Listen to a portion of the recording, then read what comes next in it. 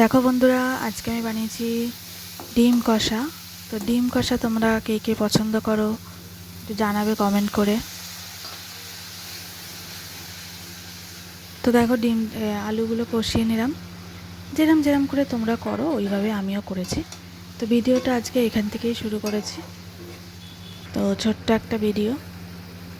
তো জানোই তোমরা কি কি দিতে হয়। ডিম সিদ্ধ করে নিতে হয়, আলুটাকে ভাজা ভাজা করে তুলে নিয়ে তারপর পেঁয়াজ, আদা, রসুন, টমেটো দিয়ে ভাজা ভাজা করে লঙ্কার গুঁড়ো, হলুদের গুঁড়ো, একটু জিরের গুঁড়ো, নুন দিয়ে একটুখানি সামান্য চিনি দিয়েছি, দিয়ে আমি ভালো করে কষিয়ে নিয়েছি মশলা কষিয়ে নিয়ে একটুখানি জল দিয়ে আমি ডিমটা দিয়ে একেবারে আলু দিয়ে সব দিয়ে কষিয়ে নিয়েছি।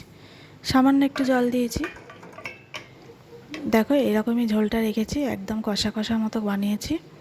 তো রুটি দিয়ে খাওয়ার জন্য। তো রুটি দিয়ে একটু কষা কষা না হলে আবার ভালো লাগে না, ঝোল হলে তো ভাতের সাথে খাওয়া হয়ে যাবে।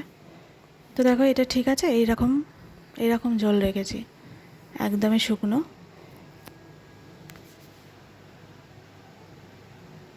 তো তোমাদের যদি ভালো লাগে তাহলে একটা লাইক কমেন্ট করে দিও। থ্যাংক ইউ সবাইকে বন্ধুরা।